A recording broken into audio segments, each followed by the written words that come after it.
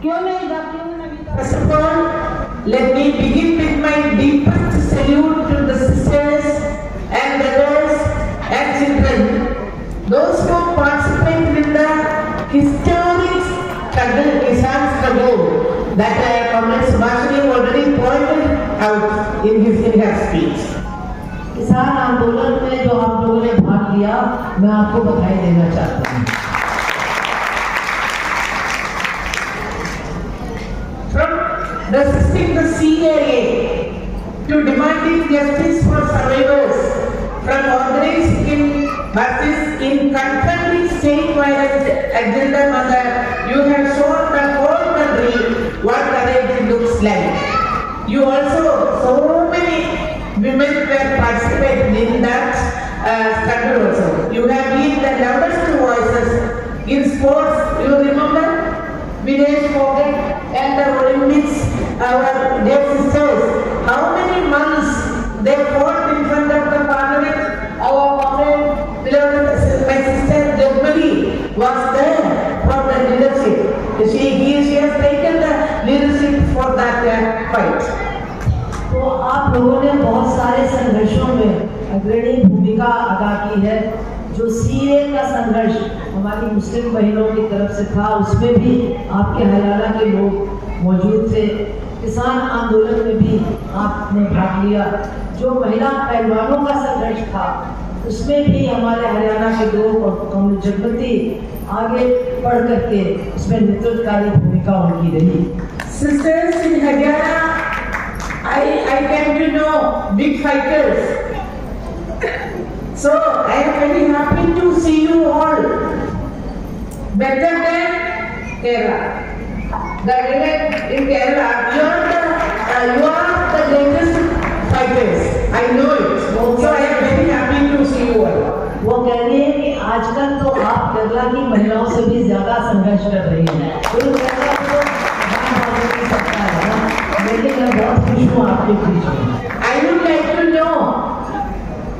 I would like to ask a question to you. Are you happy to come to AGOS conference here? Are you happy? आपसे पूछना चाहती हूँ कि इस सम्मेलन में भाग लेने में आपको खुशी हो रही है कि नहीं? My dear sisters and brothers, we are all here, not as a leaders. We are one among you. We are working together for women's equality. मैं यहाँ एक नेता के रूप में नहीं आई हूँ। मैं भी आपकी तरह एक महिला हूँ, एक माँ हूँ, एक बहन हूँ, और उसी रूप में हम लोग सब आपके बीच में आज आए हैं। The situation in our country, our beloved leader, Comrade Subhashini described. Jobs are vanishing, prices are soaring, wages are stagnant, but the corporate profits, they are at an all-time high. The millionaires in this country are richer than ever, while the common people cannot even afford basic dal, chawal and sabji. This is not inflation, it is economic violence. एक तरफ तो हम लोगों की गरीबी बढ़ रही है, महंगाई बढ़ रही है, दाल सब्जी भी खाना बहुत मुश्किल है, लेकिन दूसरी तरफ जो बड़े बड़े पूंजीपति हैं, उनके तो मुनाफे बढ़ते ही चले जा रहे हैं, उनकी जेब को सरकार भरती ही चली जा रही है। ये जो असमानता बढ़ रही है, इसको समझना जरूरी है। But let us not be fooled. This crisis does not fall equally on all. No, it falls heaviest on the backs of our women. On the working women who skips her own meal to feed her children. On the village women who walks miles for clean water. On the domestic worker who cleans the homes of the rich, yet cannot afford medicine for her own child. This system, my dear sisters, brothers, was not made for the people. It was made for profit. And today, more than ever, it is our duty to tear it down and build something better. ये जो संकट है, महंगाई का संकट है, ये सबके ऊपर एक जैसा नहीं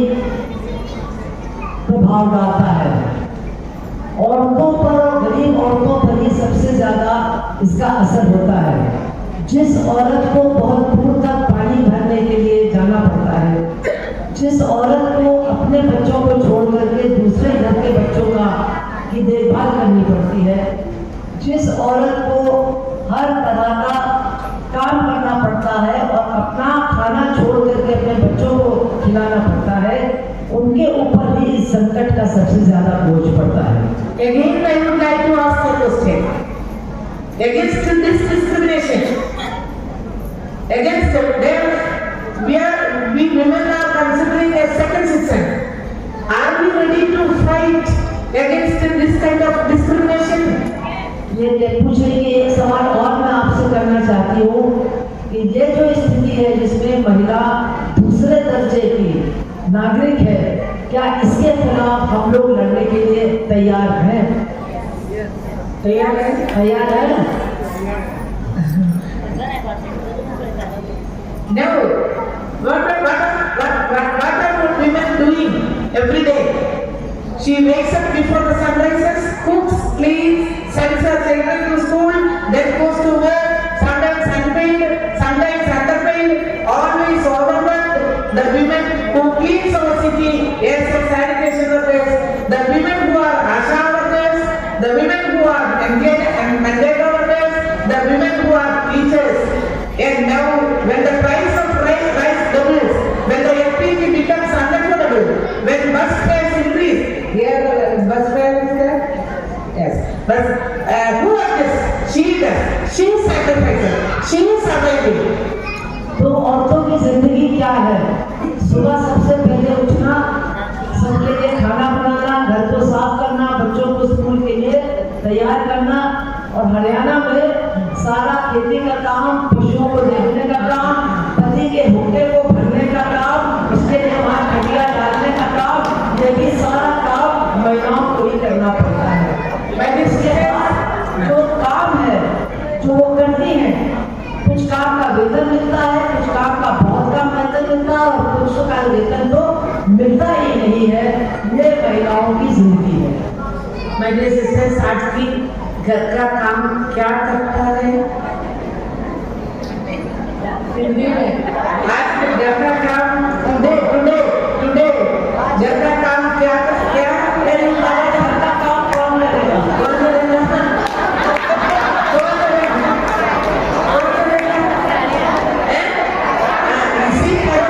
इसी तरह we want to fight, we will adjust.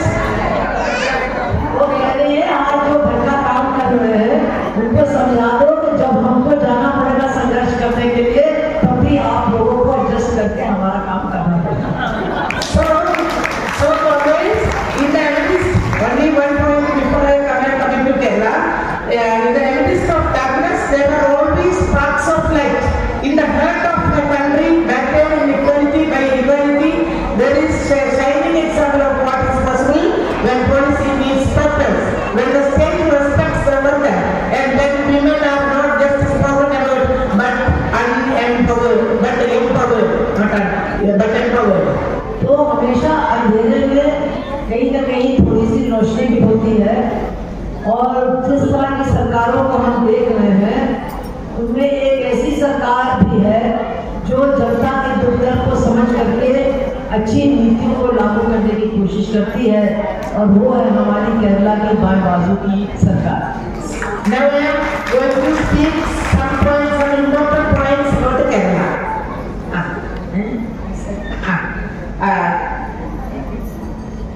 I am coming from Kerala. You know, Kerala is not 100% perfect, but it is far ahead, miles ahead of the rest of the country and even some of the countries when it comes to women's progress, dignity and participation.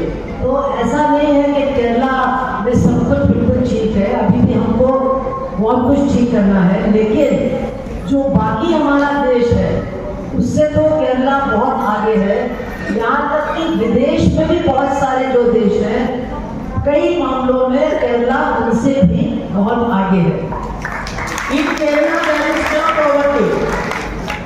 Kerala, no women or no men, there is no poverty. इस समय केरला में खत्म हो गई है। ये हम नहीं कह रहे हैं, भारत सरकार की जो एजेंसी है नीति आयोग, उन्होंने कहा है कि केरला की सरकार ने केरला के अंदर गरीबी और भूख को खत्म कर दिया है। ये दो चीजें अब वहां नहीं है। Our Kerala government sees women as change makers. Kerala की सरकार महिलाओं को परिवर्तन करने वालों के रूप में देखती है, इसलिए उनको और भी ज्यादा ताकत देने की कोशिश करती है। Before Gandhi, more than 40% women were illiterate. But in Kerala, more than 95% people are literate. They can read and write. 1990 से पहले केरला में भी 40% से ज्यादा महिलाएं अशिक्षित थी, अनपढ़ थी, लेकिन आज 95% से ज्यादा महिलाएं साक्षर हैं। और ये सिर्फ नाम लिखने की बात नहीं है, मतलब स्कूल में 1, 2, 3, 4 साल 3-4 किताबें उन्होंने पढ़ी। Free education. और तो वहाँ मुफ्त है पढ़ाई लिखाई। Actually, free education. Not only that, Comrade Subhashini mentioned here that all the schools, especially government schools, and aided school means government is paying salary, but unaided school, but some other schools also unaided. But all the government schools, most of the students are going to government schools and free education, free uniform, free textbook, and meal the fees, not a rice and dal. Fees every day, noon meal is a feast for the students. तो केरला में सरकारी school भी हैं और जो सरकारी aided school हैं वो भी हैं, प्राइवेट भी हैं। लेकिन जो सरकारी स्कूल है आज की तारीख में वहाँ बच्चे ज़्यादा जा रहे हैं और प्राइवेट स्कूल में कम जा रहे हैं, क्योंकि सरकारी स्कूलों में सरकार ने, बाएं बाजू की सरकार ने इतना वहाँ पर उनको सुधारा है, स्कूलों में इतनी अच्छी पढ़ाई मिल रही है, कोई फीस नहीं दी जाती, उनको ड्रेस भी फ्री में मिलता है, किताबें भी फ्री में मिलती हैं, दर्जी का जो पैसा है यूनिफॉर्म के लिए वो भी दिया जाता है और खाना भी दिया जाता है। और ये सड़ा हुआ खाना नहीं, माफ करना, जो हम लोग क्या मिलता है तो खिचड़ी दे दी, वहाँ अंडा भी मिलता है, वहाँ नॉन वेज भी मिलता है। अभी हमारी जो मंत्री हैं उन्होंने कहा, मैं जगह गई तो बच्चों ने कहा हमको बिरयानी भी खाने को चाहिए, तो उनको हफ्ते हफ्ते बिरयानी भी स्कूल के अंदर, जो हम लोग सपना भी नहीं देख सकते, आंगनबाड़ी में बिरयानी भी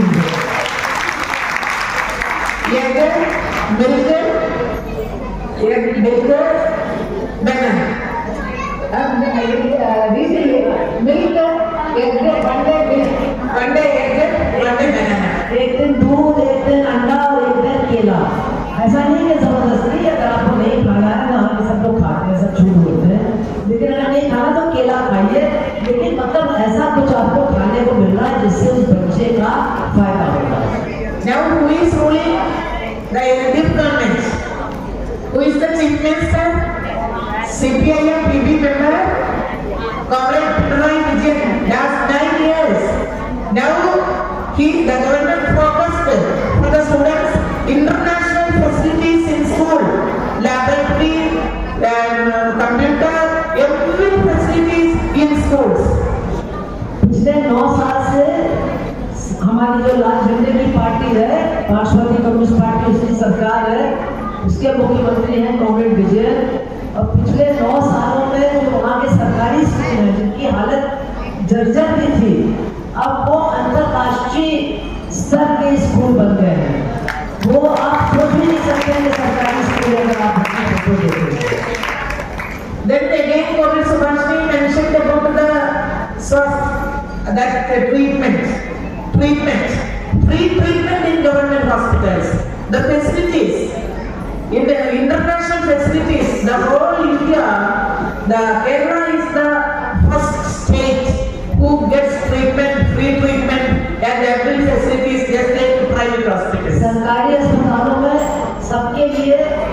मुफ्त का ट्रीटमेंट है और वो ट्रीटमेंट भी अंतरराष्ट्रीय स्तर का है। ये नहीं कि मतलब कुत्ते के ऊपर मतलब पलंग के ऊपर कुत्ता सो रहा है और बच्चे को कुत्ते ने उठा के ले गए, ये सब नहीं। अंतरराष्ट्रीय स्तर के अस्पताल हैं और सरकारी अस्पताल बिल्कुल फ्री है। Then everybody is getting house. Without house, how many lakhs of people are living in our country? But in Kerala, everybody has a small house or big house. Some are not rich, but poor people, they are getting a very neat and clean, very beautiful house. Everybody. Some people are also there. Government is giving land and house. जैसे कि आप जानते हैं कि दूसरे राज्यों में भी ये इंदिरा आवास योजना और दूसरी तरह की योजना होती है जिसमें आपको सरकार पैसा देती है कि घर बनाओ और काफी पैसा घूस में भी चला जाता है, हमको मालूम है। लेकिन केरला की सरकार ने क्या किया है कि जो भी पैसा आता है घर के लिए उसमें वो अपना पैसा जोड़ते हैं और घर बना करके देते हैं। और मैंने वो घर देखे हैं खुद, मतलब आप सोच नहीं सकते हैं, पूरा फर्श है टाइल का, पूरा बाथरूम है टाइल का, पूरा किचन है जिसमें टाइल लगी हुई है और 2 कमरे हैं, पंखे लगे हुए हैं, बत्ती भी लगी हुई है, पूरा कंप्लीट करके सरकार देती है। जैसे हमारे यहाँ होता है इंदिरा आवास पास हो गया, घूस दे दो, उसके बाद पैसा थोड़ा आया तो आधा कमरा बना दो, उसके बाद थोड़ा पैसा और आया तो आधी छत डाल दो। तो जो घर बनता है आधे घर में जानवर सोता है, आधे घर में हम सोते हैं और जब पानी गिरता है तो दोनों भीगते हैं। इस तरह के घर हमारे हरियाणा और यूपी में बनते हैं। लेकिन केरला में पूरा घर बढ़िया घर बना करके देते हैं और बहुत इज्जत के साथ चाबी औरत के हाथ में देते हैं। घर औरत का नाम होता है और चाबी उसको दी जाती है। ये मैंने खुद देखा है। 45 lakhs women are working in Kudubasri self-help groups. These Kudubasri self-help groups are run by the government. आपको मालूम है कि सरकारें बचत गट में महिलाओं को जोड़ने के लिए कहती हैं, लेकिन हम लोगों के यहाँ जो लोन देते हैं वो प्राइवेट लोग लोन देते हैं और सूद बहुत देते हैं। और इस समय हालत ये हो रही है कि औरतें घर छोड़ के भाग रही हैं क्योंकि वो लोन अदा नहीं हो पा रहा, बहुत बड़ी समस्या हो गई है। लेकिन केरला में जो बचत गट में 45 लाख महिलाएं हैं, इसमें उस बचत गट योजना का नाम है कुटुंबश्री और उसको सरकार चलाती है। तो जो लोन का पैसा है वो भी केवल 4% सूद पर मिलता है और जो सामान वो तैयार करती है उसको भी सरकार बेचने में मदद करती है। वो कैंटीन भी चलाती है, खाना भी बनाती है और कंप्यूटर सेंटर भी चलाती है। बहुत सारा काम सरकार उनके माध्यम से करवाती है। तो केवल लोन लेकर के उनको घर छोड़कर भागना नहीं पड़ता है, उनको अपने पैरों पर खड़े होकर के अपने बच्चों और अपने जीवन को बनाने का पूरा मौका मिलता है। In Kerala, 62 lakhs people are getting monthly pension 1,600. 65 lakh महिलाओं को, 65 लाख लोगों को वृद्धावस्था की पेंशन मिल रही है 1600 रुपए। दूसरे राज्यों में आपको मालूम है क्या हो रहा है, अगर एक तरह से पैसा देना है तो दूसरी जेब से निकाल करके उधर देते हैं। अगर वो कोई लाडली बहना योजना आती है तो वृद्धावस्था, विधवावस्था वो सब खत्म कर देते हैं। लेकिन वहाँ हर after 60 years old, 60 ना 60 साल की उम्र के बाद everybody सबको करीब पैसे वालों को छोड़ दीजिए 1600 रुपए हर महीने उनके खाते में आ जाता है सरकार की तरफ से पेंशन। और ये नहीं कि तुम्हारे लड़के हैं कि नहीं, तुम्हारा आदमी मर गया कि नहीं, तुम्हारे यहाँ कोई काम करता है कि नहीं, ये सब सवाल जवाब नहीं। आपको जरूरत है, आप 60 साल से ज्यादा है तो आपको 1600 रुपए की पेंशन मिलेगी सबको। So I am not going to in detail. So do we want to ask demands for every women in India these type of benefits? तो हम लोग क्या इस तरह के लाभ भारत के तमाम महिलाओं को मिलना चाहिए, इसकी मांग हम लोग करेंगे कि नहीं करेंगे? Then you ask your government, this BJP government, why the women in Kerala is getting every benefit? Why don't you give all these pension benefit, children's benefit? Why don't you give? You demand in front of the BJP government. तो आपको भी हरियाणा की जो ये भाजपा की सरकार है उससे आपको भी मांग करनी चाहिए कि अगर केरला की सरकार महिलाओं के लिए ये सब कर सकती है तो आप क्यों नहीं कर सकते हो, ये सवाल उनसे पूछा जाना चाहिए। So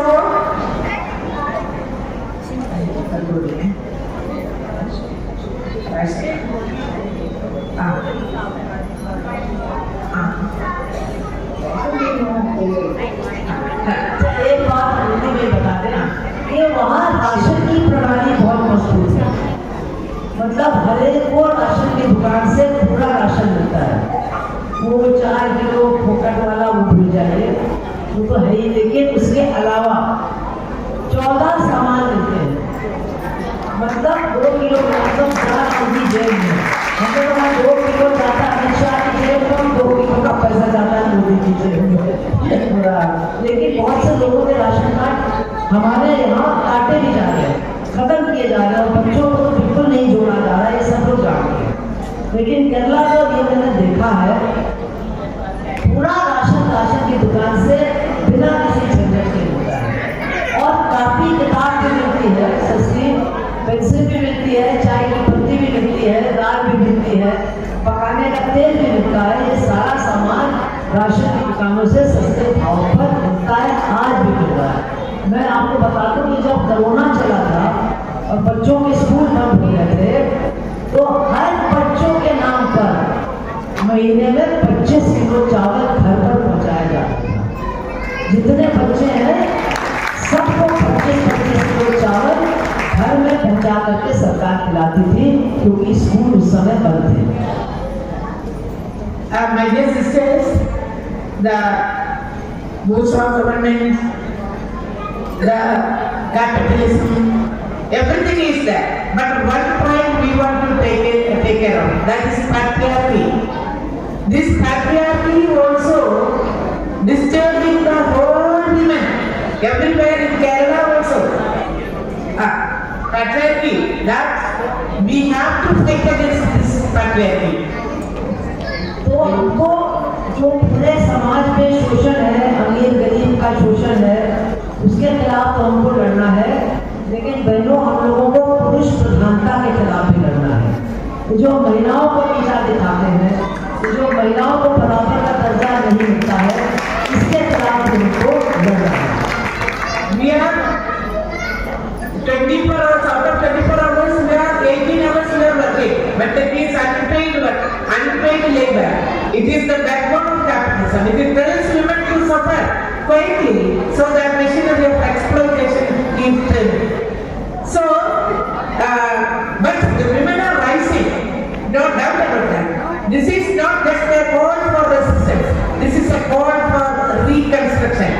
A new India, where women are not a second-class citizens, but first architects of a socialist future.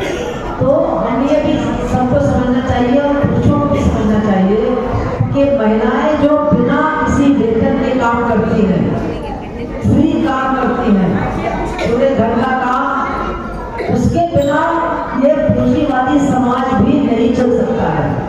पूंजीवादी समाज और उसका शोषण भी महिलाओं के उस श्रम के ऊपर खड़ा है, जो वो करती है बिना कुछ दिए उसके बदले में।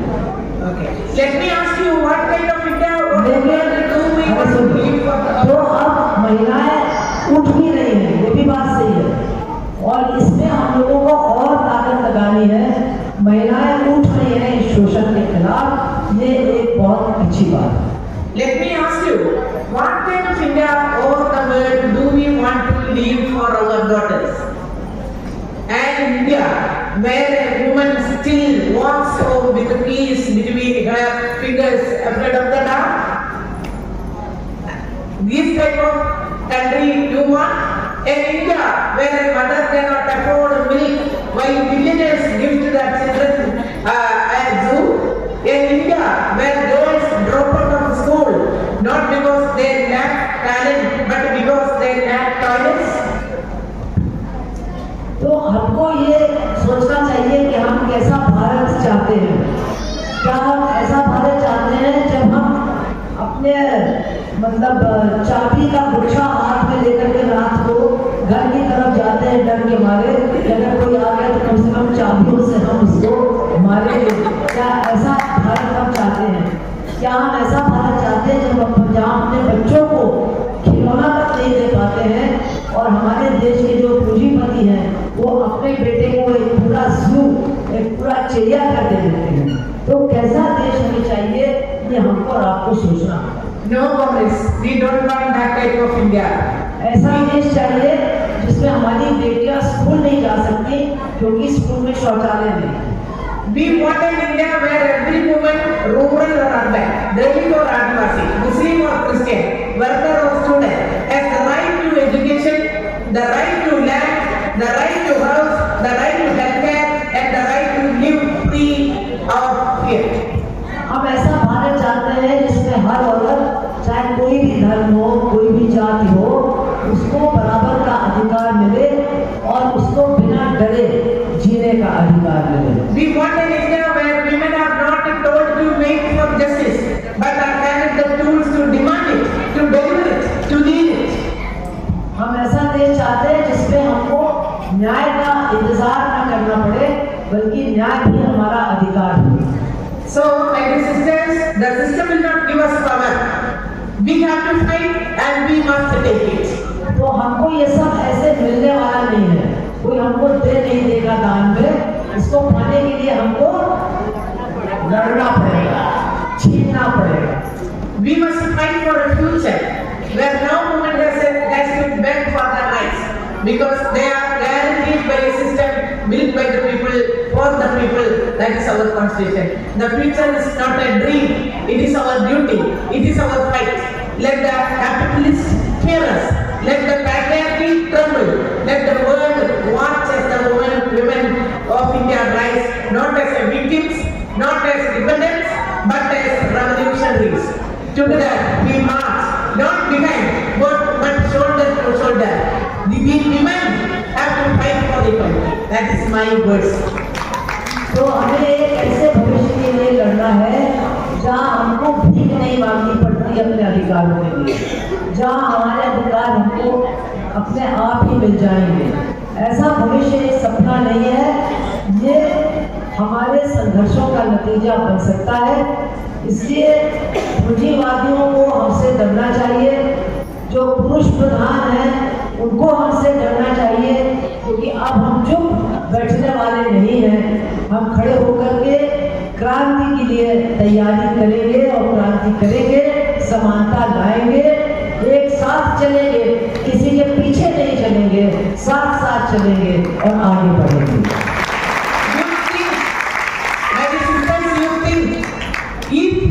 Kerala government is giving all the enjoyment, all the rights to women. Why the Haryana government is not giving to you? That is my question. With these words, I am concluding. मैं जाते जाते एक बार फिर आपको याद दिला रही हूँ कि हरियाणा की सरकार से पूछिए कि अगर केरला की सरकार ये सब कर सकती है तो आप क्यों नहीं कर सकते हो, और ये भी कह दो कि नहीं कर सकते हो